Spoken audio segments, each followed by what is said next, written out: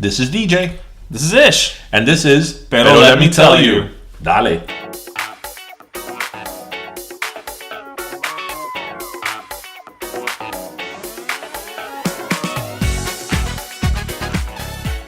Baby Come Back was playing. I wanted the Madison Square version of Fantasy, but whatever, it didn't happen. Anyway. It's called Compromise. No, it didn't get to compromise. It wasn't even discussed. But I didn't have a lot of say. But anyway, are we recording? Yes, we are. Okay, well, here we are, episode number 42. Bienvenido, caballero, el capítulo 42. Okay, so, Pero Friday, hashtag. Pero Black Friday. Pero Black Friday. Yeah. Pero let me tell you. Right. So, when people are listening to this, van a estar hartado from... Oh, yeah, they're going to be in food coma. They're going to be in food coma. Yeah. And Con la panza. Con la panza llena. Yeah. Pero that's Thanksgiving. That's right. Ese es Japi Sangibing. So Yep. Anyway, welcome to episode 24. 42. Oh my God, my dyslexia. 24. What did we do in episode 24? Well, we were probably still recovering from being drunk in episode 21. That's true.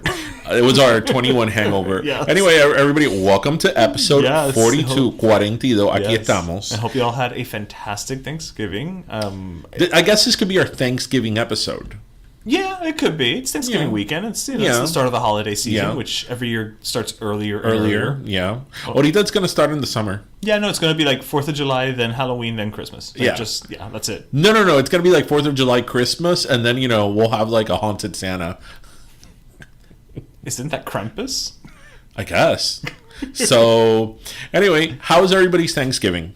Yes. Well, I will tell you, I don't know how it is yet, but I can look into the future, and I'm going to be so bloated.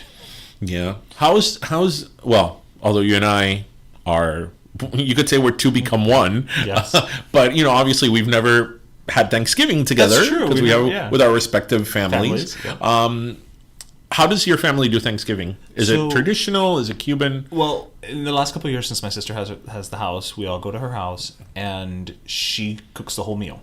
Okay. And she really, after all said and done, kind of does a very traditional Thanksgiving. You know, like, o sea, cuando sazona el pavo, she seasons it, with naranja agria and garlic and all that. Oh, yeah, so sazón completa. So she mixes up the turkey. Exactly. But we do... She has a multicultural turkey. We do... Guanajo multicultural. Uh-huh. But we do mac and cheese, we do sweet potato casserole, green bean casserole, stuffing, mashed potatoes, gravy. Very Americano. The only exception is that we do have rice, but it's like arroz de cebolla. Mm-hmm. So it's got bacon and it's like, I don't know if it's white rice or arroz integral. Mm-hmm.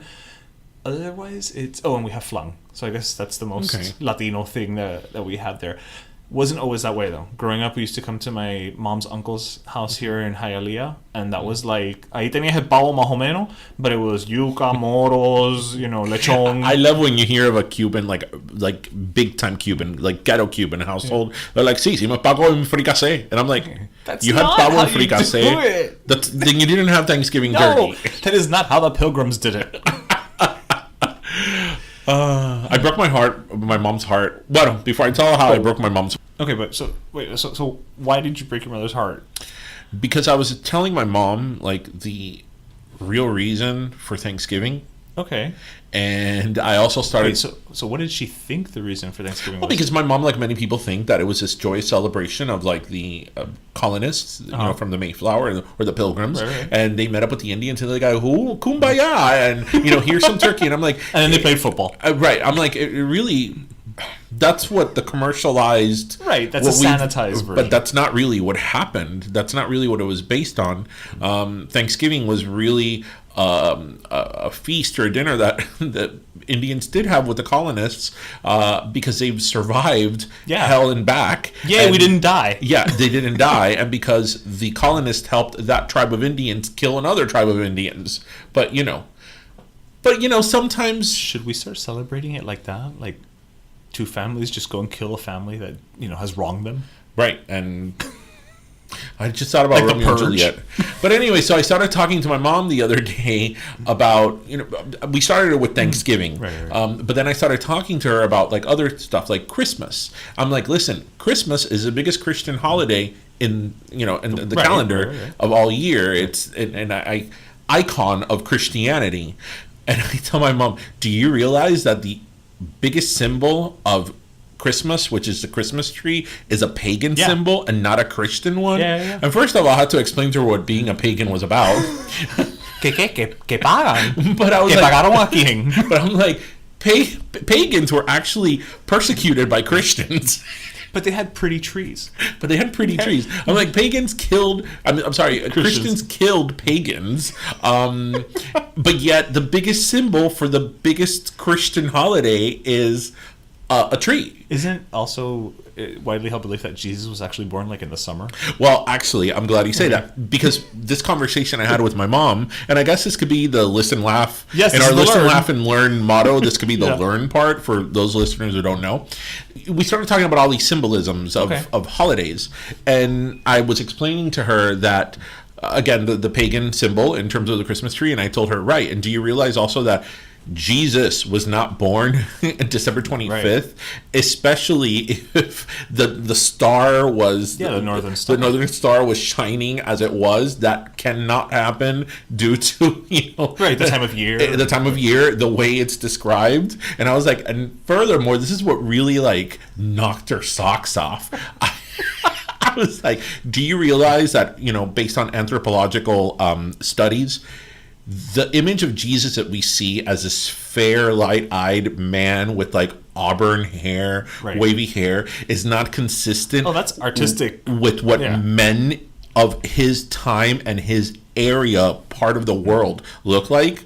Oh, yeah. And she's like, wait, so Jesus didn't have blue or green eyes? I'm like, no, he probably didn't. Jesus was probably darker. He didn't have that beautiful flowy hair. He probably looked more like when that woman corrected that painting. Yeah. I actually found, because if you Google like real image of Jesus or like what Jesus really would look like, they recreate with computers, right? Because they recreated based on again, anthropological studies of the area of what men of his time would have looked like, and it's like, and again, I was explaining to him like all that is like westernized versions of holidays. Do you think though that he still had the abs? I like to think that he still had the abs regardless of what he physically looked like in the face. Yeah, it's like, Jesus looks like he could be on GQ. He looks like Brad Pitt. I'm like, have you ever thought, seriously, I didn't want to do it from like a smart ass perspective. I'm like, have you ever thought about the fact that the image of Jesus that you see or it has been commercialized is this beautiful man? I'm like, I mean, even if you believe that he was who he was and he had the But I will say this though, Israelis are hot.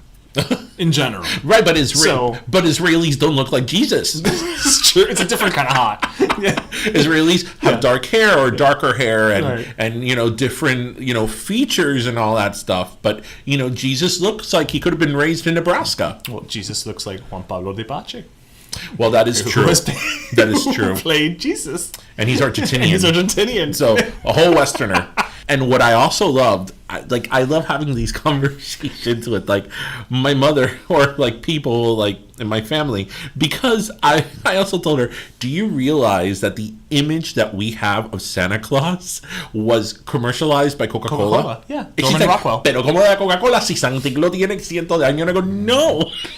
Coca-Cola used this image of the story of Saint Nicholas. Saint Nicholas, yes. And based on that story, they kind of interpreted what they took out of it and created this image of what we now call Santa Claus. But I'm like, that was totally Coca-Cola. Yeah. Pobrecita, she had a long night. Whatever. Has she slept since? She's like, pero cómo el arbolito no es cristiano? No. That's the same with like the Yule log. Oh yeah. That's like another pagan symbol. Yeah, Yule. Yeah. That's like another pagan symbol. But the Christmas tree, I mean, that the Christmas tree means Christmas. It's like, yeah, buddy, that's like totally pagan, and people were persecuted. Yeah, they basically adopted it so that people would accept the whole Christmas holiday a little easier. Yeah. So, that pobre. So what I'm hearing is that she's going to need a lot of food on Thanksgiving. It's all a lie. It's all a big fat lie. Your mother's just going to load up on carbs. She's like, ¿tú sabes qué? Hoy voy a comer todo mi sentimiento. Esa bolito, esa mentira. Mentira. Don't give your mother seasonal depression. No. Yeah, so... No, in our house, going back to what we were talking about, our Thanksgiving split, we have the traditional turkey, which my grandmother still does the turkey. Oh, really? And my grandmother's always done... God bless her. I mean, at 92 years old, she's always pretty much done a traditional turkey. She puts bacon, butter, salt and pepper, nothing too crazy. And I always do the ham, and, I'm very big on the traditional Thanksgiving, but of course... my father, and I'm sure for our listeners, yes. Either it's... who you are. It's usually a male. Like, it's a man. Who just can't... O el abuelo, o el padre, o el tío. No. Sino un lechón completo, una pierna. Una pierna. Tenemos que tener una pierna. Por lo menos. Con la yuca y los arroz con frijoles. Porque si no Thanksgiving. No, it's not Thanksgiving. Because, the most American holiday should always have all of the trimmings from Cuba. Yeah, I'm surprised that Thanksgiving hasn't made it over to Cuba. But okay, what do they have to be thankful for? Well, whatever. Everything else makes it over there. I'm picturing their Thanksgiving, but it's like all the pictures of the pilgrims, but with like El Indio Atuay. Another Indian. Exactly. Well, we can celebrate Native American, so let's do El Indio Atuay. Yeah, exactly. So we hope everybody had a wonderful Thanksgiving. Yes, so, and if you're anything like me, you are probably going to take advantage of Friday for Black Friday. Ay, Dios mío. I don't know how you do it. It's not that bad anymore. Actually, there's a lot of studies that are coming out now where it's like people aren't doing it as much because everything's done online. You say? Well, everything's being done online, and the sales, como dijimos, the sales start in September for Black Friday. But it's a tradition that me and my sister, every year, we go out and we just, it's just me and her driving around, going from store to store, just eating shit and, bonding. So I will say, if you guys are out there on Black Friday, you are taking advantage of all the sales, what I would ask our listeners to do is maybe check to see what charities are collecting. We've got a lot of situations now with the wildfires, something for like the Salvation Army Angel. I agree, but I feel that Black Friday has become, and I know that you do it because it's a tradition with your sister and all that. I get it, and it's a bonding thing. I get it, but I feel that for a lot of people, Black Friday has become such a frivolous and like almost like mean situation, like it's the Hunger Games. Yeah, exactly. and I have a different perspective on it. Again, if you want to do it for fun and like, oh my God, let's totally hang out and camp out on Black Friday, it's fine. But I mean, these people that take it so seriously that you see them every year like bumped up against the glass and trample each other. I'm like, come on. A couple of years ago, my sister and I, we drove, I think it was at Dayland Mall. We drove up and there was a line of people waiting. And we literally said, nope, that's okay. We sat in the car. We waited. Once the doors opened, that everybody went inside. Then we walked inside and we take our time. We're not trying. Our philosophy is, you know what? Si se acabaron las tostadoras de $4. Oh, well. Oh, well. You got another one. You get the one for $6, and call it a day. What do I know? Well, you know what we know? Okay. We know that our guests today are a double threat of fun. Yes. We've got Yvette and Yvonne from the Tres Lindas Cubanas cigar company, and I literally like a week I think after we recorded this, I went to a wedding with them. Okay, if you think we had fun chatting, add open bar and dancing. Oh wow. Yeah, so they were a lot of fun, and this interview is going to be I'm ready for it. It's going to be a lot of fun as well. It's the right thing to listen to on a turkey coma. On a turkey coma, yeah. They have a lot of energy. Yeah. Even for us. Yes, like, we were like, wow. But they're just amazing. And they really have a very interesting story, not only in their business, but just on who they are. It's really... when they told us about the fact that they started Alma. Yes. We didn't know that going in. Yeah. So listeners, you have a treat, and this is certainly going to be an interview that it's going to be a great time. It's going to it's going to make you laugh. It's going to make you smile because they are really quite the characters. Yes. But again, very savvy businesswomen as well. Damn right. So that's our gift to you. Our gift to you. Our gift to you now that the holiday season is upon us. Yes. So enjoy our interview coming up next.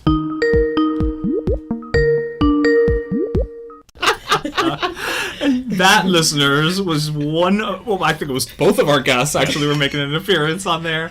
As promised, we have here Yvette and Yvonne of the Tres Lindas Cubanas cigar company. They also own YRPR. So I think it's very fair to say that these are two women who are like on top of everything. Like they got a lot of stuff going on and they're successful at all of it. So welcome to Pero Let Me Tell You. Can't tell you how excited I am. Que hasta me tuve que tomar shot of rum in the car, and then I'm more relaxed now. Thank you. The real Havana Club. Yes. And we treat you. Yes. Pastelito.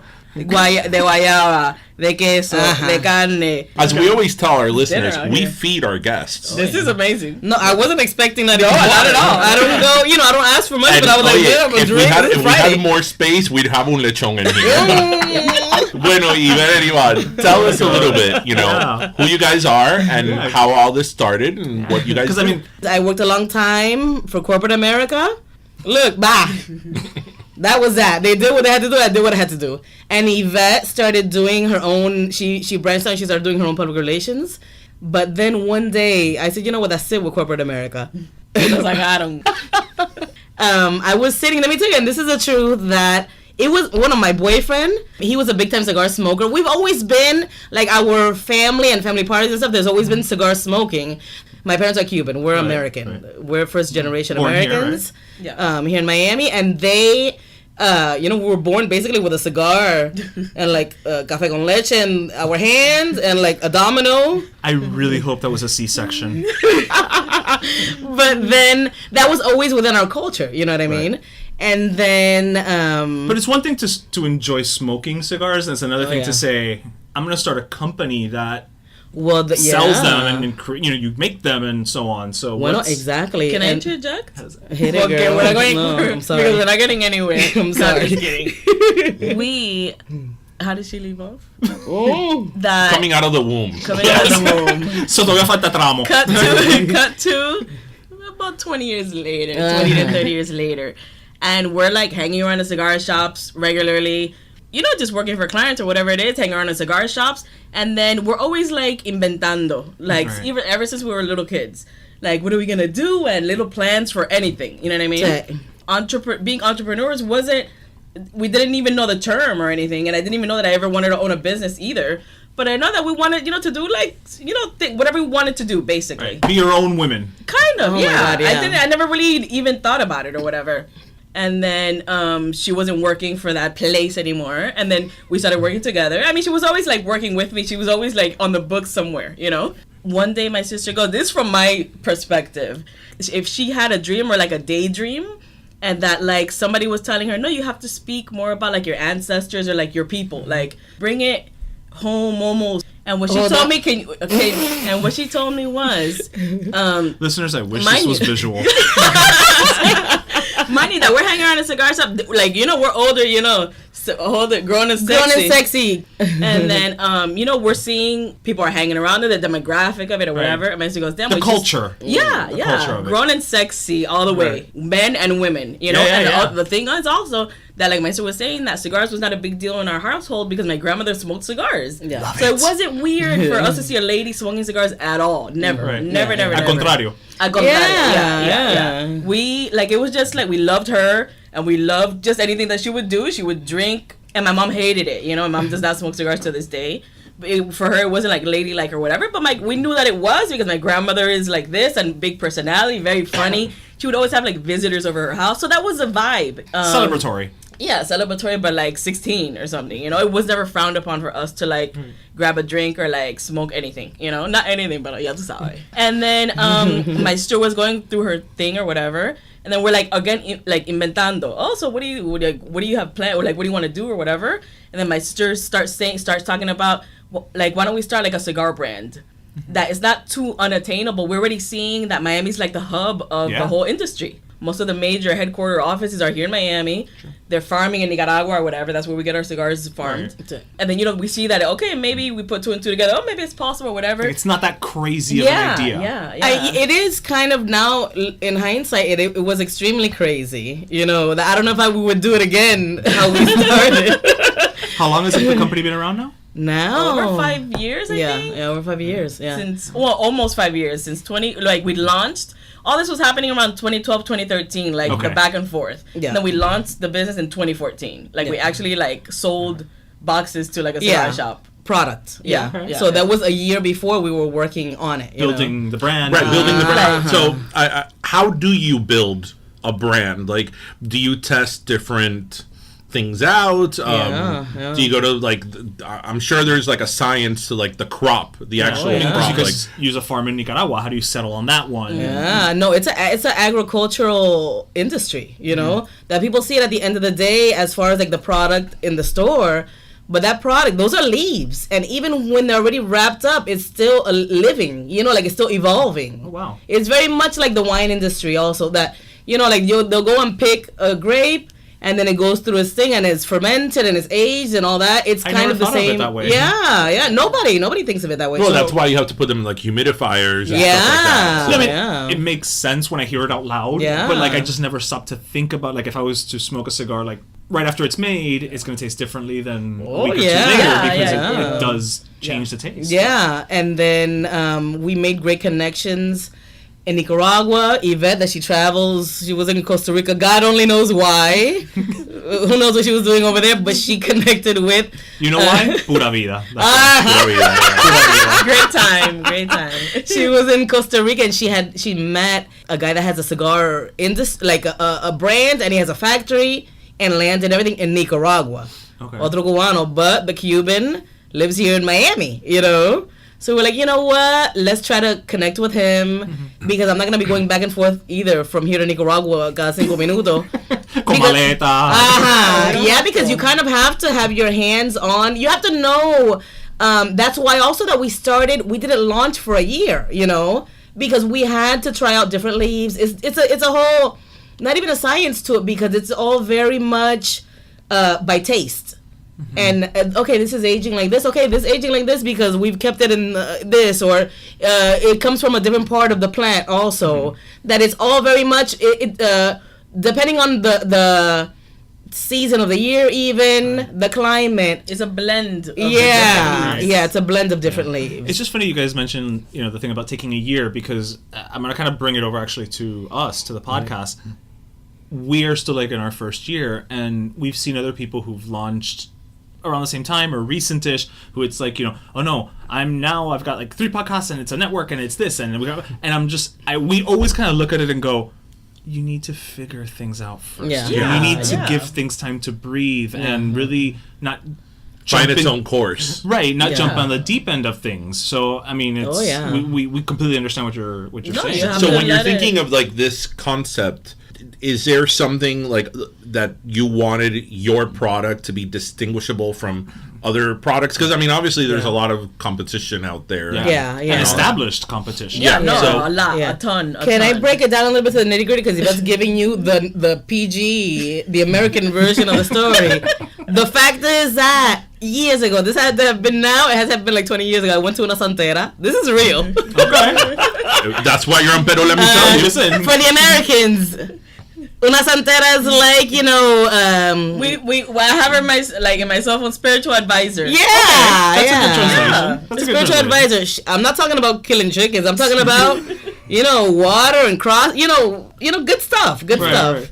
And I remember that she goes to me. She doesn't do bad trabajitos. No. Yo no soy nada de eso. But the lady, this was about 20 years ago, and she goes, look, that there's a lot of your ancestors, I'm not even playing around, that still today it gives me chills. She was like, listen, your ancestors want you to talk about them and your heritage, but they keep asking for that. I'm not even playing around. And I was keep everything alive. I don't know. I didn't understand what she meant. And I was like, it was such bad news for me because I was like, oh my God, now these people want me to write a book. I'm like, what am I supposed to write about? You know, like, for real, that I didn't take it as something positive. But she was like, listen. Automatically went to a book. Yeah, because I was thinking, what do you mean they want me to talk about them? You know, like, who? Or like, because she was like, listen, this, you know, I don't know. I'm sure that you guys have been to una santera. No sé. I've never been to one. It's cool. It's not spooky. I'm like really afraid. It's hard to find a good I one. go that I don't want to hear. It's hard to find a good one. but it's not bad. It's hard to find a good one. Yeah. Yeah. They're like hairdressers. Yeah. Oh yeah. Probably harder than that. When you find a good one, she'll tell you names and everything. Yeah. That's besides. But it doesn't always have to be. It's just, you know, sometimes you need a refresher. So Just cut to now. Every good Cuban has their Santera on speed dial. As spiritual advice. Yeah, spiritual advisor. Just in case. Yeah, you're not gonna have her down. Yeah, I'm sorry. Well, then let's cut to now or whatever. You know, she said that, you know, and I left it there. It was like, okay, and I didn't even deal with it or whatever. And then I was sitting, I'm not even playing around, guys, in my office. I made an office at my house. Porque ya yo dije, ya yo no trabajo para más nadie. I ain't gonna work for nobody else. And I was like, you know what? Let's see if we could get some cigars made, you know? And Yvette had already been in Costa Rica and she already spoke to a guy. You know, she just met a guy out there, you know? Right. So then she came back and she mentioned that to me. And then like months later, I was like, no, that let's see if we do the cigar brand or whatever. And my sister was like, Yvette was like, the first thing is my sister's ride or die. But twins don't necessarily have to get along either, you know? That's true. You know, like we're sisters. We're sisters, you know? Yeah, we don't necessarily have to be best friends in that. So, but like if I tell my sister, oh yeah, tomorrow let's go to anywhere. And I'm talking about like, oh yeah, an adventure. Disney World. No, but I don't like Disney World. But you know, like I like an adventure. she's down. I never met somebody that you could tell her like, hey, listen, that I found this pool. We would start going to like pools in the new high rises. But you gotta sneak in, you know. You guys would just go sneak into pools. Yeah. Y esto se puede, vieja. Esto no es young Ivana. But you know, like I'm sure you can't do it anymore. Yeah. Okay, Maybe they were at my high rise. So Probably. who had the best pool that you snuck into? No, they were all good. Yeah, they're all good. Yeah. They do good on these condo high rises. But I will call her. Hey, listen, that I'm at. I don't know where.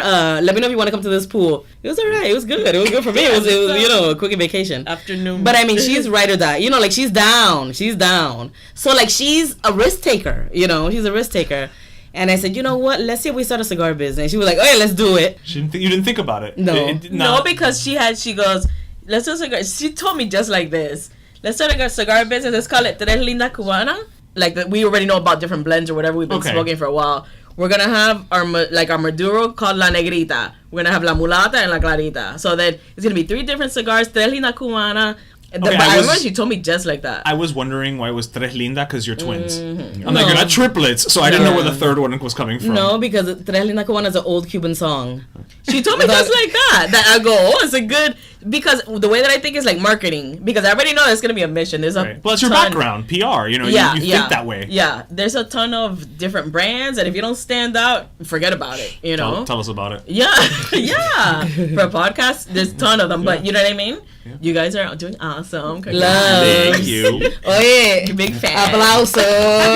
Thank you. See, I've been trying to get you girls on for a while, like trying to coordinate. I know you're really busy, and I remember, you know, Yvonne was saying like, you know, no, like I'm a fan. I've listened in this episode with Fulano and this one and I'm like, oh no, I've listened to them all. No, wait, and I argue with you guys and everything. Oh yeah. You talk back to your. Oye, como hablan de los Kardashian. Oh yeah. I'm like, oye, no. No, I mean, no, but you know, like I like to. Yeah, I talk. So wait, between you, me, and DJ, what's been our biggest argument? That we didn't know we were involved in with you. Oh, with me? Oh, plenty. Every episode I argue with you guys. Nothing bad, but every episode I argue with you guys. But who wants to agree all the time? You know? No, yeah. It's like a conversation. We don't want to be an echo chamber. No. Yeah, but it's not like fuck these guys. It's not like that. It's not like I'm not gonna listen anymore. It's like Nah, but it's not that bad. You know, like it's it's not criticism. pero tampoco así, you know, like it's add-ons. It's You're add-ons. part of the conversation. Yeah. It's probably at me because I could be a little bit more extreme than you. You're sometimes a little bit more kind of middle of the road, you know. Oddly enough, on mic I'm more that way. Yeah, I feel like in life I'm a little more extreme. so okay. So you launch the brand 2013. You said 2014. 2014. So again, how do you, being a novice company, how do you enter this enormous industry? Head first. Head first, eat through the back door. Oh yeah. I've seen that movie. Head first into the back door. Yeah. I like that. That's a good title. So do you like get a distributor? Do you start going to stores? Yeah, we said, you know what, we're gonna start it very organically. Again, very little, because tampoco there's so many people that we would meet. We would go to a lot of cigar shops. You know what I mean? There's a lot of brands, and the majority of the brands are based here in Miami. You know, On average, how many brands are out there? there's there's brands that are considered like premium brands. Okay. So that's maybe like Cohiba, Monte Cristo. Right. Like, you know, they have their version in Cuba and here also in the States that they do them like in Dominican Republic and stuff like that. I don't even want to mention their names. We're considered, okay. You if don't have to. anything, we're considered like a boutique brand, Uh-huh. which is like in the craft beers. Right. You know how there's like You're somebody could be artisanal. brewing in their garage or whatever. Okay. You know, like Uh-huh. they're like, you know, small batch. But I would think that's a good thing, right? Oh, for then us, it's- that was you're- part of our plan. Okay, very specific, very niche. That means that you understand your Yeah. clients. Yeah, yeah. For the everyday smoker, like morning, noon, and night smoker, that was like our target. Like not too expensive, not too flashy. Even like our boxes are just like wood, like a light brown wood, natural colors. Okay. That was like Yeah, our ideal, whatever. yeah. We were like, she was saying, okay, whatever, la Tres Lindas Cubanas, whatever. And then I said, you know, that's marketable for as far as I'm not gonna, like, I'm thinking about money also. I'm like, True. because everybody has like, you know, el abuelo, you know, holding the cigar with his guayabera and the hat and the farm, you know, and with the leaves or whatever. Then in their next ad, it'll be like a sexy lady, you know, Yeah, it's super tight It's and nostalgia all or this. sex. Yeah.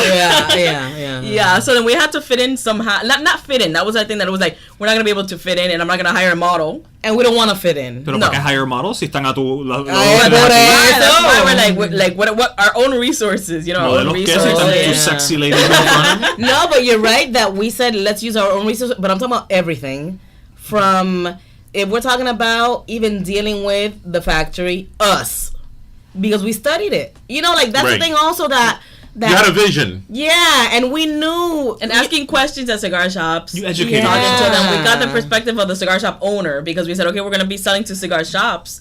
And always, you know, they usually try the cigars beforehand. We were giving them samples and stuff instead of. Which, I mean, I don't smoke cigars, but I'm just saying, there's no samples here. Did you get samples? no. I didn't get samples. Esta, tú trajiste. I forgot. It's Sorry, okay. It's guys. okay. Oye, no, No, but they'll come. Saying. we don't want you guys I'm smoking. just- We don't want you guys smoking. No, they'll come. Ay, qué pena. Coño, y ve, fallaste. I was rushing like you have no idea. But I don't It's speed it. I it's don't rush speed. hour. We get it. Es verdad. Es la hora de rosa. So something I'm like really curious about, which we kind of mentioned before we started recording. So you're entering this industry that, for lack of a better word, is quite saturated. Yeah. And you're two women, and you know, Yeah. again, it's an industry that when you think of cigars, you think of men. It's very masculine, Yeah. you know. Yeah. And here come these two Miami girls. Yeah. So, what was that reaction? It still is a reaction. Their heads start spinning. Their heads start Oh yeah, spinning. the smoke starts Smoke coming out of starts coming out of the their ears. ears. Are you one of the only female We're brands? we're the only, and we didn't even know this, but we're the only female-owned brands, and at this point, we're the only black female-owned brands Wow, in the really? industry. Not that- just in Miami. No, in the industry, like kind of really at this point worldwide. You know, we don't like to think of it that way, Right. but we are. We didn't know going into it because Right. everybody, again, like Yvette was mentioning, that you see these ads and it is always, you know, a viejo cubano blanco He got his whole family behind him. It's like, like years in the cigar industry, whatever. Yeah. And we're just cigar appreciators. Like we just smoked them. Right. My grandmother smoked it. We didn't own any brand in Cuba. We didn't have a farm in Cuba or anything. Right. Those are the brands they kind of did. So then we're coming new into the industry or whatever. But then we said, that's why I say through the back door, because he said, okay, we are women. We're going to push the women, like as far as marketing. Right. We're going to push women, like women in the industry, black women. We started growing our afros that we had straight hair. You remember? I remember. Yeah, it was before. I remember pre-afro. Yeah. This is pre and is now post. But no, we were already. I'm telling you, it was like a rebirth. And it didn't have to do with the cigars or anything. We were already on that vibe. We were already vibrating at another level. That's believe actually beautiful. No, it is. It has been. That's gorgeous. It has been. But let me tell you that we said, again, like Yvette was mentioning, I knew that's why that we were using our own resources. So I know that my sister Yvette is good at marketing and public relations, So I was basically selling her the idea. But I sold her the idea, so I gave her the spiel. And she was like, no, but what do you want to do? And for me, truthfully, I just thought because it's so cool. I think to me, like, a cigar smoker is so cool. Like, I feel that a cigar smoker knows how to sit down, get away from everything. Like, there's not another industry still to this day that you could, like, even leave your phones and everything and, like, still sit or even go to a cigar shop or even go to your backyard and chill for at least an hour. Like, I don't see many industries that are still like that. You know what I mean? Because everybody's either on their phone or whatever. Every time that I do meet a cigar smoker or somebody that I know, that they're just, to me, like, so, not even necessarily sophisticated, but they have so many layers. So then they smoke cigars. They drink good. Like, they know of different liquors or whatever. That's true. They travel. They love to eat. They love to eat good. Yeah, they love to eat good. Like, it's an appreciation. Yeah, that I feel that, like, the cigar smokers that I meet, that they're, like, appreciators of life, What do you think it is about the... Because I tend to agree with you. I think... no soy unos estúpidos. I tend to agree with you. Like, people, when you see them... Nobody smokes a cigar in a hurry. You know what I mean? What do you think it is about that culture that lends itself or brings in that element of culture, that sophistication, if you will? I think that, and also that when, like, for instance, if you walk into a cigar shop, you don't really know who's a lawyer, you don't know who's a janitor, you don't know who's unemployed. I mean, you really don't know. Like, none of that is really discussed in a cigar shop too much, as far as I've ever seen. I don't know where anybody works at, I don't care tampoco. But everybody's, like, on the same level, whatever. That's in a cigar shop. But at the same time, it's like, these are people that know how important it is to, like, relax, like, at least for an hour, They enjoy a good drink, whatever it may be. You know what I mean? Like, eating, like, by themselves. Right? By themselves also, it's, like, an activity that you can do by yourself. You can walk anywhere and you'll, like, connect with somebody. You can travel anywhere. It's a beautiful culture because of those things. It's almost a community in a way.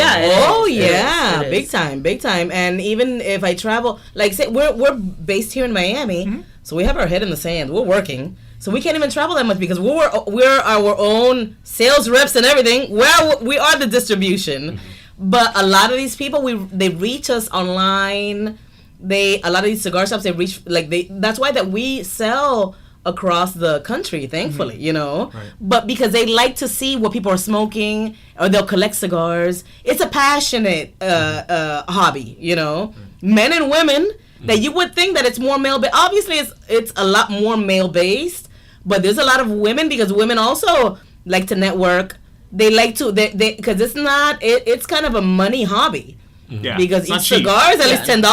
Like, it's not, and you can't smoke it during your 5-minute lunch break or whatever. Right. You need time, Right. So then those kind of things those kind of people, they connect a lot socially online or even, like, in their cities. So, and that's how they've kind of reached us. But I've noticed across the board that that's how they are. They're also, like, as far as, I never had a bad experience, like, they're very respectful of women. Yeah. Women are very respectful of men also. It's almost like, So it sounds, with everything that you're saying, that, back to my earlier question, if you met resistance because you are women. Oh, yeah. It sounds like you're okay. Like, you... Bueno, I mean, as far... remember that we're not just we're coming with the industry. Right. Coming to a consumer. So then a lot of people are open to trying our cigars and stuff. That's the thing that we kind of, not that we perfected it, but like as far as our marketing and everything, it wasn't shove it down their throat, you know, or sales or putting out ads. We didn't have the money to put out ads in Cigar Aficionado. Yeah. And also being a cigar, I mean, I know this from my other life. There's only so many places you can advertise. Yeah, because I used to do advertising for one of your competitors. You can't be on Facebook. You can't be on Google. You can't do this. You can't do that. So it's like you can do Cigar Aficionado. You can be on Facebook. You can have your page on Facebook and you can do organic posts, but you cannot do a paid campaign. Yeah. We do little like reminder ads and stuff like that to redirect them. Right. But we don't do, I don't know, you know how you could do sales, I guess, on Facebook. You know, you can't sell the product online, right? Because of all the age restrictions and everything. There's a lot of limitations, and even with age restrictions, you know, they're very on top of us. Like as far as the government, they have their eyes on us. Nah, we said, you know what? Bueno, Yvette had said, let's try to get them by the heart, you know, by the soul. Right. You know, like as emotional appeal. Yeah, our story, and we just said again, we have to keep it real, organic. You know, like we can't say my grandmother long time ago worked in a cigar field. She did it. You know. No, there's no time for but it's made up true story. that you look at ads. And you're like, damn, and that family's been, you know, they've been this is like Coca-Cola, you know, everybody's been working Beautiful, don't they have beautiful stories? Well, I think that, you know, that authenticity, people can read through that. And there's one thing you guys are as authentic. Yeah, I think right, from your personality to your story, I mean, I think people resonate to that, and that has probably led to a lot of your success. Well, I think that we, in particular, our story was, again, I'm telling you from the story that I told you guys of La Santera, that we said this is like an homage to our ancestors. Right. We're Cuban, that they were in Cuba and they came to the United States, but more also like a celebration. Remember that we're Afro-Cuban, we're black. Right. So then there's different shades. I forgot for a minute, sorry. Well, no, you know, we gotta For the listeners, yeah. That and I think that's very important for them to know also, like for our public to know, absolutely, that we're Cuban, because a lot of people flash Cuba for but we're black Cubans, black Cuban women.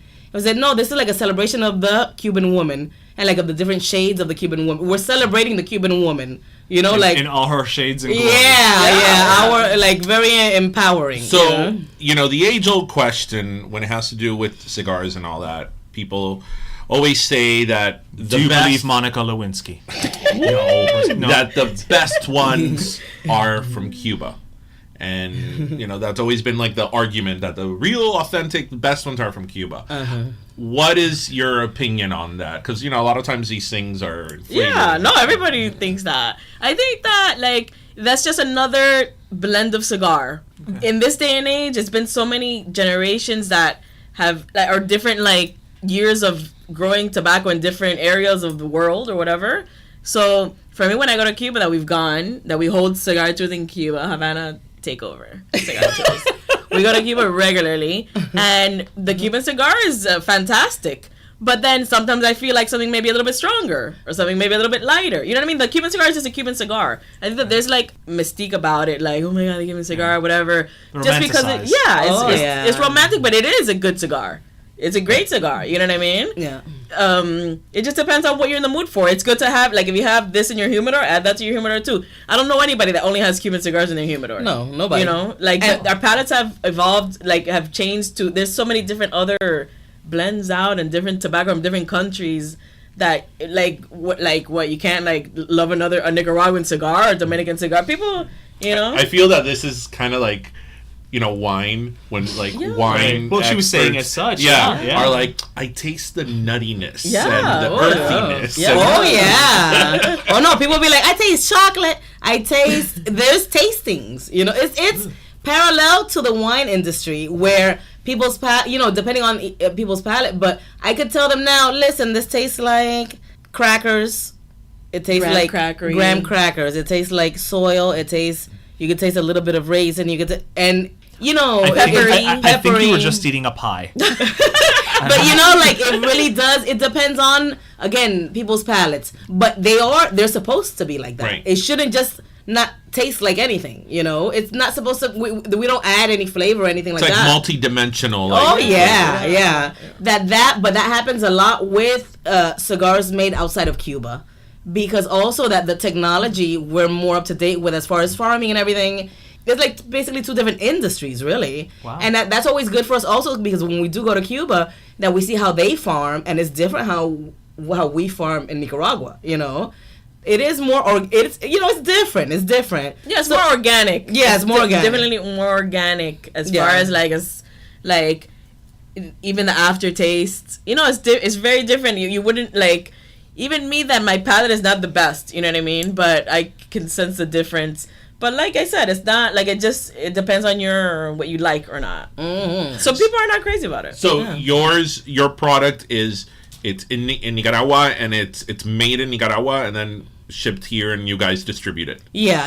It's planted, done everything, aged and everything, picked and rolled in Nicaragua, and then it's aged in Nicaragua, and then it's brought over here, and then from here we package, that we deal with. La Viejita, La Calle Ocho, she does our labels. This guy that has a great cigar, he's a cigar box maker. In Kendo, otro cubano. You had them custom made, the boxes. Yeah. Nice. And he makes our boxes for us, and then we package them, and then we distribute them to the different cigar shops. Yeah. Wow. So to our listeners, across the country, because we have across the country and across the world. So We always to like our to say we actually listeners, have listeners like in Cambodia. we do. I heard that you guys We do. know this for a fact. Yeah. That's hilarious. That's like awesome. Vietnam, New Zealand, South Africa, and we're kind of like, okay, We're on, every, Yeah. we're on every continent but Antarctica. if we get listened to in Antarctica, we know the penguins are having a good time. It's coming up. It's coming up. Yeah. So- No, but that's awesome. So our listeners can go to like a local cigar shop, wherever they live, and ask for or do your you have a brand, or- website? In the United Yeah, States. yeah. In the United In the United States. States. Yeah, we have a website, TresLindasCigars.com. Let me say it in English. Tres Lindas Cubanas Cigars.com. And we have a list of our retailers. And we do things, Online. Yeah. You do sell online? Or Yeah. But it's more brick and mortar. Yeah. We move So, inventory. If not, you wouldn't be still doing this. Yeah. So where do you see the company going? What are your goals moving forward in terms of expanding and your direction with the company? No, as far as Are you the older twin? no, that's why she's always in charge. So now I'm like, at least give me a Friday night. Yeah. But no, we continue. Again, this was never planned for this business to grow how it's been growing, because automatically, I'm talking about from month one, we were getting big sponsorship opportunities. And sponsorship, that could be a double-edged sword, because you got to give a lot or whatever. Yeah. But we know how to talk, so we don't give that much. We take more than we give, thank God. But we were automatically attractive, Right. But also within Black African-American cigar smokers, that they got on top of, they reached out to us, and true. a lot of people, I guess that things resonated with them, because we're like them. And or even like with women, we're like them, so it's not like, You can enter a lot of different rooms yeah, that other people necessarily can't. from Yeah. Yeah. We're approachable also. Like, Yeah. we're like chilling, smoking just like them. We're not like, we were consumers at one point, and we're just chilling. And that's been our approach also. PR. Everything has been PR. Articles written. I was pumping out those press releases. Sweating. But that was our plan. We were not gonna. Yeah. Oh my god. Awesome though. That's awesome. But that's why backdoor. oh no, Yvette hit it. No magazine unless it's like an interview in a magazine, Right. just and then telling our story, and then people are like, oh, what? Yeah. But she knew, she kind of knew that. I remember from Get, we were like, listen, we need somebody in marketing. She was like, oh, yeah, in-house, everything in-house, We weren't, it was after a while that she goes, hey, we have a story. Like, bueno, start pumping the story. We didn't realize it. Yeah, we didn't realize. But that's the thing with having a story. A lot of times you don't realize you have a story. Yeah. We all have a story. Yeah. I know it sounds cheesy, but it's true. No, it's true. We all have a Oh story. no, you're absolutely right. And besides that, I mean, it's great to have a story, but then we're not always gonna be at those cigar shops when somebody's buying it. So then the cigar has to be good. You know, Right. like Stand on its own. Yeah, that's why that we kept everything very not flat. Like if you go into a cigar shop, like you're looking, it's like pink wrappers and like it's like a candy store, you know. I said, you know what? Let's try to keep it minimal because a real cigar smoker will smoke it and they'll smoke it again. You know, like somebody that we're not looking for the flashy smoker or it's my birthday, I'm gonna smoke a cigar. We're looking for the guy or the man or the woman that smokes every day. But they like to smoke good every day, you know, like throughout the day, you know. That's why that we came out with 3. An like informed consumer. Yeah. Informed and educated consumer. Yeah. But again, it's similar to wine. Like, 'cause Right. I don't know enough about wine to say I'm going and buying this. So what do? I buy the one that has the cute label. Yeah. Or the fun name or the nice But bottle. I bet you that But- the person that they're talking about, Right. you know, that sips wine every day doesn't drink Arbor Mist. Yeah. Yeah. You leave my box wine alone. Oh no! It's easy to gift wrap. You can stack it in the trunk. The bag. I never tried box wine. I So love something wine. I want to talk to you guys about, and we're gonna shift topics a little bit here. We as Ish tries to attack our sandwich platter. Can I help you? No, I'm good. My Yvette, help the man. I'm trying. He doesn't let me. You don't want to be helped. You don't want. Yeah, but in a minute. No, you're our guest. So Hey, hold on. You're a good Cuban woman. Help the man. I'm trying. Tú no cocinaste nada, Yvette. Tú no trajiste nada. Hasta dejé los tabacos. Don't tell me So a couple of months ago, or I don't know, I forget on what episode, we talked about Amara La Negra. Yeah. She's very popular now. Yeah. And you know what I love about her is that when she speaks, she's 100% Miami. Yeah, I've heard her, yeah. Yeah, it doesn't matter, you know, what shtick she's going to or like how cool her outfit is. She's like 100% Miami, which I don't know if like other people pick up on it, you know, since I our do, accent I is do. so our accent is so local and like Yeah. people from other parts of the country can't pinpoint our accent. yeah. But Oh, yeah. so she considers herself Afro-Latina. And Ish and I, as 2 white Cuban guys, did our best some months ago to describe what Afro-Latina was. And I wanna talk about this with you guys because I feel it's something that's important because it's very much an identity. And what we explained at that time was that for us it was something natural because we know that whether you're Cuban or a Latino, we come in different shades and different colors and all that. So it's very natural to us. It's not surprising. You can be both. It doesn't surprise us that a Cuban is white with blue eyes or black with a fro. It's like, that's who we are. Yeah. So explain to our listeners who don't really know that and are kind of like stuck, they don't really understand it, what it really means and what you two as Afro-Latinas, you know, what sets you differently, what makes you the same and different from everybody else. One, we're cooler. That you are. No, hold on. I enjoy Cubans are Cuban. That's how I feel. However, and the term Afro-Latina also is a new term. Yeah, that's very recent. Yeah, it's a new term. But it's a black I don't even know Latino. I don't know. No, but- are we saying Hispanic in this room? I don't know. Okay, one doesn't even know what to say these days. Yeah, but black Cubans have always called each other Black Cuban or Afro-Cuban. For me, that's always been a thing. But that's kind of our point. Like within, Cuban community, Dominican, Puerto Rican, it's just always been a thing. But like you said, like Afro-Latina is this new. I should almost say like Afro-Latina. The white pronunciation of it is this revelation of sorts in recent years. Yeah. If I could, look, at least he's letting me talk. No, but you know what? It is new to everybody else, but I think that it's something that kind of had to be established because besides, even if we're talking about Cubans or Dominicans or whatever, and especially Cubans, that Cubans say, no, que yo no soy ni blanco ni negro, yo soy cubano. But let me cut you off on a bird and 87. I get hell. Like it comes out. I'm not saying everybody. But it is something I feel a lot. And I have a good friend that she's an author. She's Puerto Rican, and she wrote about Black Cubans. Mm-hmm.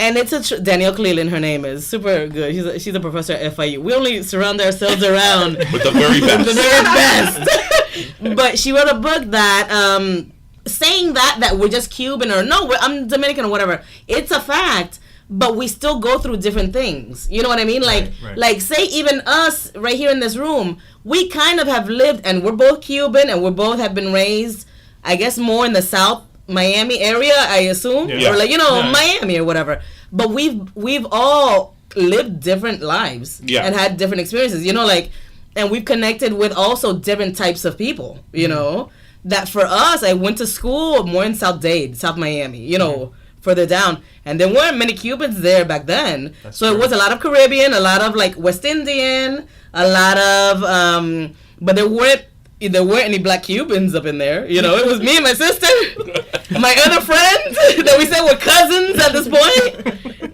and that's it, really, right? No. So that we had different experiences, even within the Latinos, Right. So then for a typical white Hispanic, they don't know, white Latino.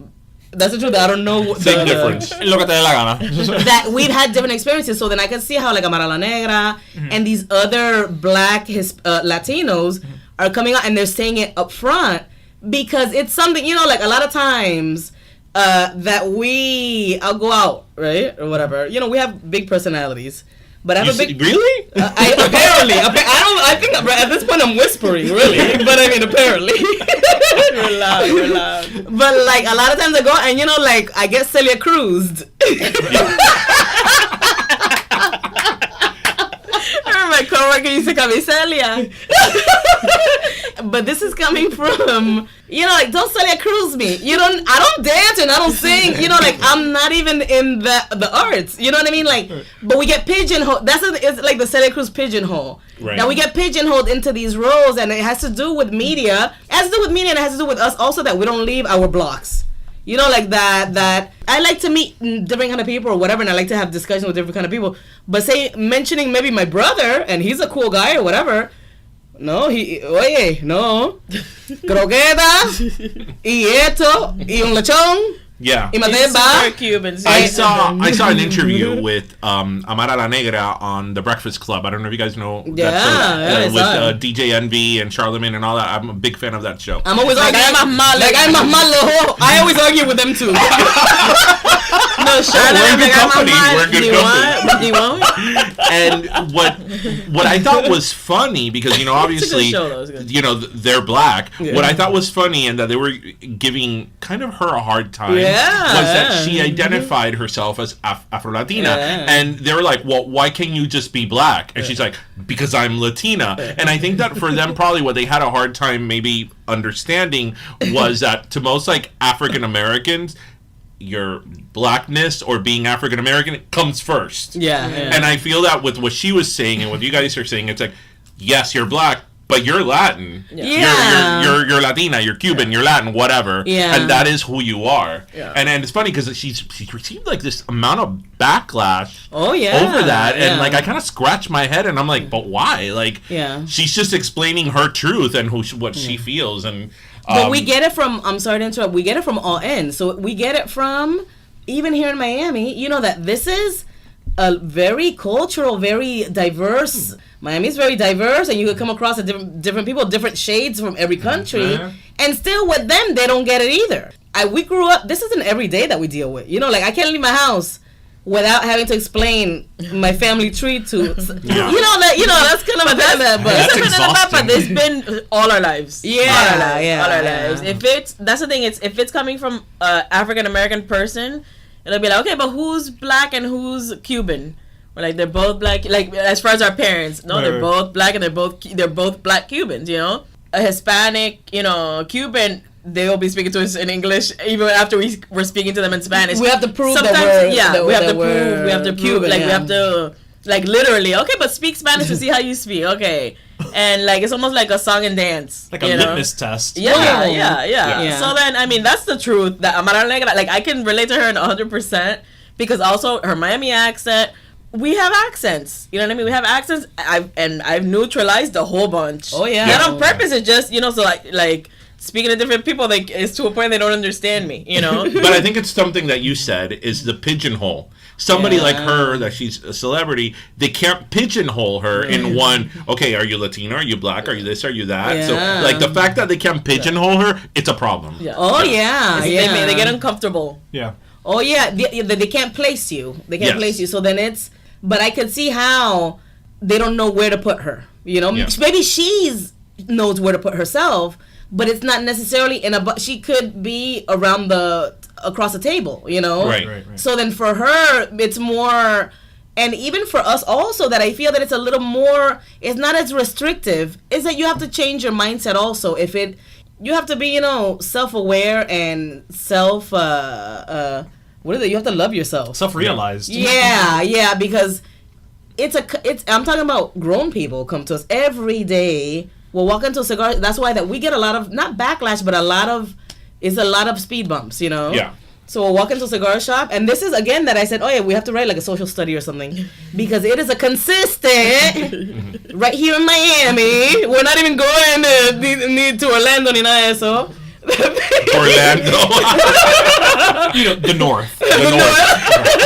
They question us automatically, Yeah. So imagínate, we're walking in, we're trying to sell cigars, right? I'm saying that's why that it kind of mixes in like the being Afro-Latina and our business, that we walk into a cigar shop, they don't even think that we smoke cigars. Imagínate, we're salespeople. Imagínate, we're walking in, we're starting at -5 already, -10, Wow.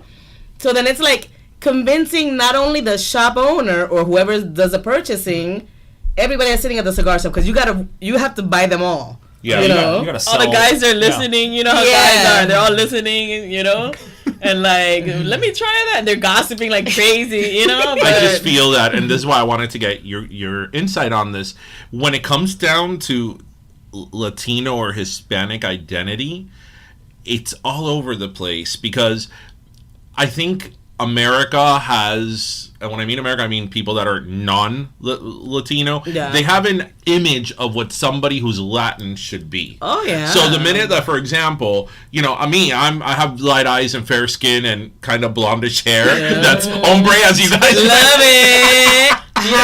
like people like have stopped. It's like, you're Latin, and it's like, I am, and it's like, that's not what a Latin person looks like to them. Or if you're black, it's like, to them a Latin person looks a certain type of way, and then if they hear you speak Spanish, they think you're Mexican. Yeah. And it's like, I've had to give that lesson to so many people. It's like, no, there's an entire continent under the United States, an entire continent with exception of Brazil, that speaks Spanish, an entire enormous continent. Yeah. And there's countries in Europe that speak Spanish. Like, No, yeah, but can I? But that's also why we also created the Afro-Latino Professionals group. Because, because that was another thing that it's like, and that's the thing also that... Girl, you buried the lead. yeah. Because, I mean... it had to come organically. We've been involved in it for like less than a year, really, or maybe, less than a year. But, and we had it in Miami. a year already. Pitching it like crazy. It's had this little fair share of media.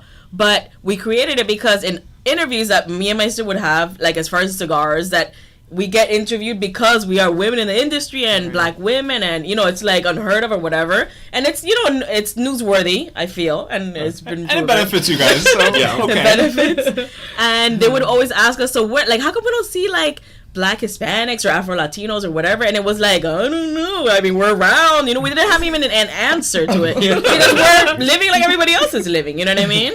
And then they go, ya está bueno, ya. I see. And that's the motto of the Afro-Latino. Yes. Latinos group. Well, a personal motto. Ya está bueno, ya. That's awesome. Ya está bueno, ya. You need to put that on the t-shirt.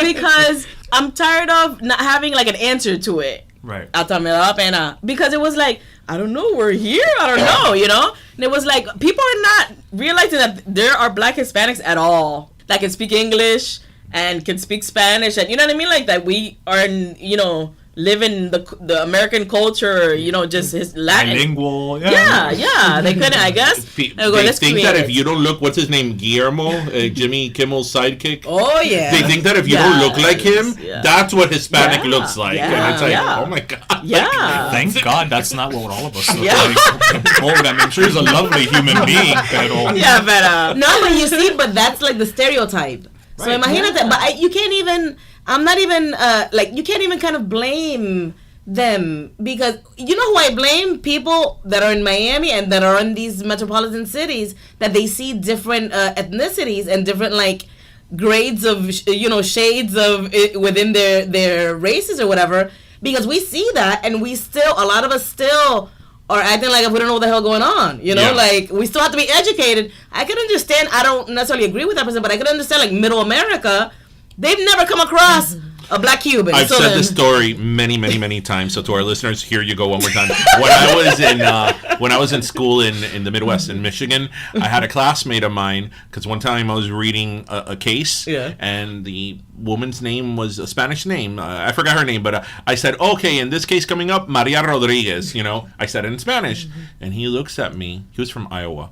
He looks at me and he's like, "You speak Mexican?" wow. And I was like, okay, how do I answer this and not sound like a total asshole? Like, first of all, no, I speak Spanish. And then I feel bad, because then when people think you're Mexican, you get defensive. And then I don't want to make it sound like I have something against Mexicans. So it's like a vicious circle. Yeah, they're like, a lot of people like just, you got to give them that. Some people have no idea. Yeah. You know, they have not a clue. I remember some guy was like, yeah, the same thing, you speak Mexican. Yeah. Like, No, they told, do Spanish. you speak Cuban? Both, maybe both. Sometimes you know that where it's coming from, you know? Right. If it's ignorance out of it's not that they're trying you or anything, I can understand. But you know what, that we always kind of use those situations. You gotta school them. Yeah. I don't get tired of schooling, and that's in Miami. I don't even get tired of every day. I gotta school somebody, but you know, like they gotta learn. I hear you. I have a lot of alumni out there. No, but listen, but like how Yvette was mentioning, as far as the Afro-Latino professionals, that again, she was like, Yata Bueno Ya, because again, it's a whole bunch of us doing beautiful things in and we're just talking about Miami. Yeah. But a lot of times you don't know who's doing those things, or you don't, like, it gets buried, you know? Right. And the problem also with Miami, you know, like, we're dealing with so much, imagínate, blackface. Oh, the theater en la ocho. Yeah. Oh, yeah. Eso a mí me puso mal, and I'm not even black. So like, Heck is ignorant. It's like a constant. you know what I use this phrase as sarcastically as I can, right? My favorite part of the entire thing is that, do you know the story? Yeah. Okay. So for our listeners, there's a theater that does Spanish language plays on, it's local, it's in the little Havana No, at this area. point, it's 2 theaters. Recently, There was Another one, yeah. And they do these local plays, and they're all in Spanish. And this one play, the one that I know of specifically, I'm speaking about, was They're going on a Tres cruise. Viudas en un crucero, Yeah. 3 widows on a cruise. And one of the characters was a white woman in blackface.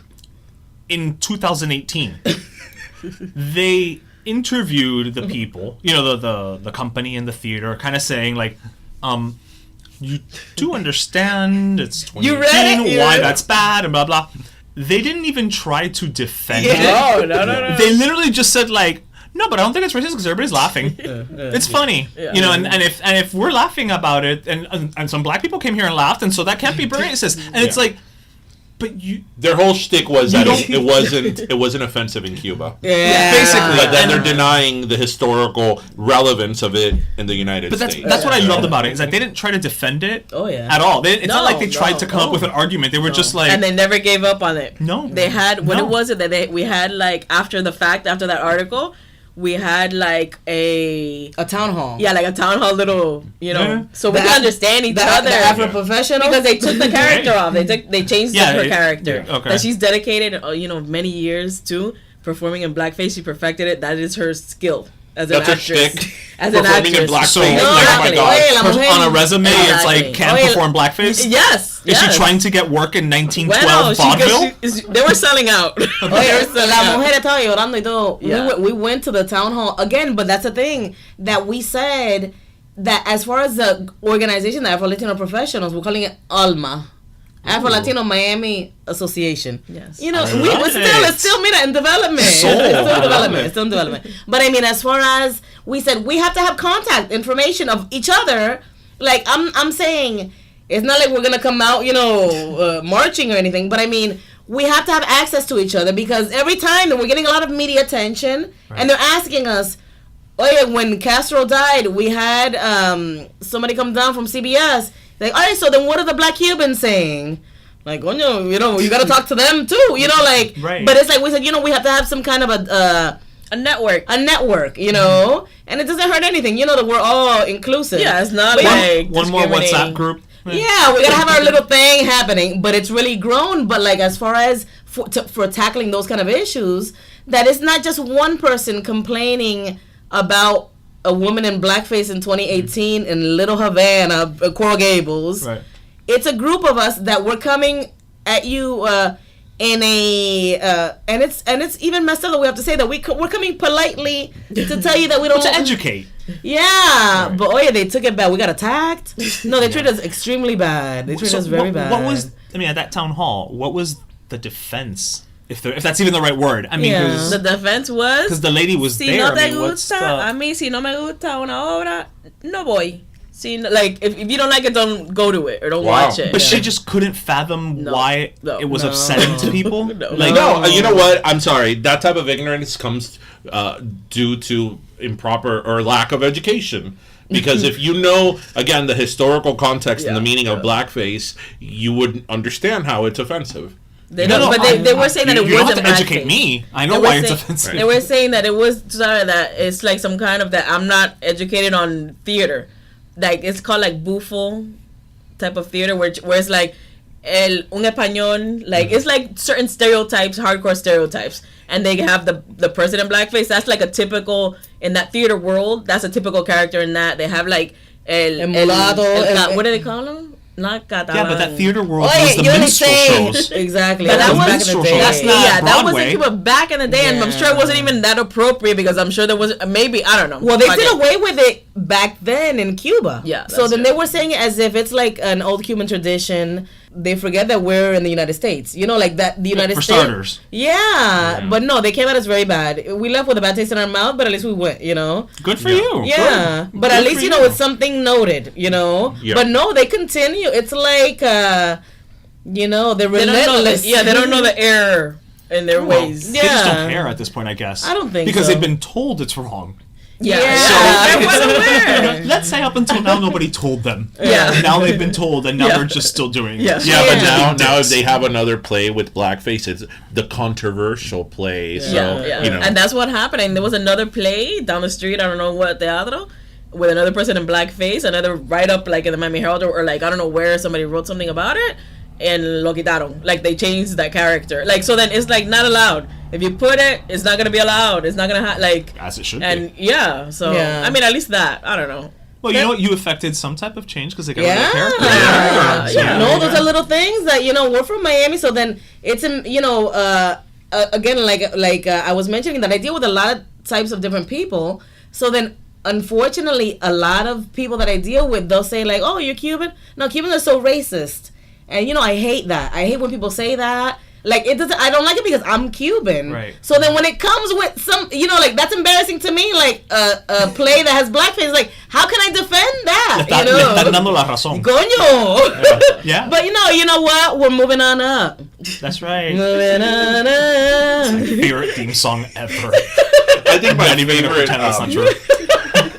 Bueno, we could keep on for hours because Seriously. you guys are awesome, but we can't thank you enough for coming Yes, thank to you. our Thank little you. show So and fun. telling us your story. I was really we both were really looking forward to this interview, and we had a lot of fun. So thank you so much. No, you guys are for coming sweetheart. to Pero You guys Let are Me Tell You. awesome. Yeah. I love it. I've always wanted to be on a podcast. Well, there you go. We're glad we're your first. Yes. You never forget your first. You never forget your first. No, you guys have good energy. Yes. You know, you guys try. talk. Like, I like that you guys talk too. You know, that it's not just like, bueno, ¿qué fecha? You know, Good chemistry, Talking. good podcast host chemistry. I listen to podcasts. Oh, yeah. And if it's not good chemistry, lo cambio.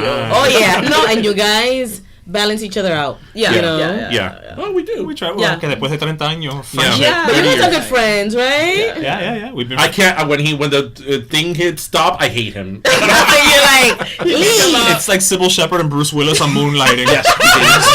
Bueno, ladies, porque yo lo comí. thank you so much. And we're back. You know that just reminds me of What? every single time that I hear "Toxic" by Britney Spears on the radio or whatever.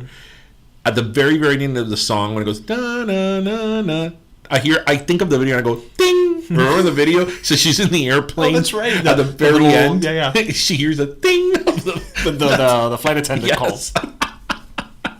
Anyway, that was a great interview. That was a great interview. I think I'm a little parched. I need a little bit of water. Yeah, we need to refresh. Absolutely. Con la tremenda sed que tenemos. Yes. So who are you giving Por it la to? resaca. I'm actually just going to give my last Coke in general to holiday charities. Okay. So, like I said earlier, you know, if you guys are out and about, I know it's like, oh, que le compro a, you know, A Juanito. a Juanito or a Tia or whatever. Ayunavi. But, you know, take a moment. Maybe there's a charity out there, a toy drive. You know, there's somebody, toothpaste and oh my God, toiletries, I forgot the Yeah. word. You know, for people who've been affected by the wildfires. Yeah. I mean, just things like that where you really could brighten up somebody's day with something as small as, you know, just spending $5. And I think if you're in the position to do that, I really do think you should. I'm actually going to give my Coke. I'm going to give 2 Cokes today. Okay. And one of them is going to kind of go a little bit in line in terms of a charity with what you're doing, although it's not a charity. I'm going to give 2 Cokes. This is our first time we give 2 Cokes. It's our first and one of them is... Well, I don't know. Didn't you give a 6-pack once?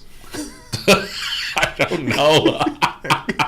One of them is a good Coke, and the other one is a bad Coke. Oh, okay. So- it's a Coke and a Beverly. Yeah, or a gasless Coke as we call it. And my first Coke, which is my good Coke, is going to go to Tom's Shoe Wear.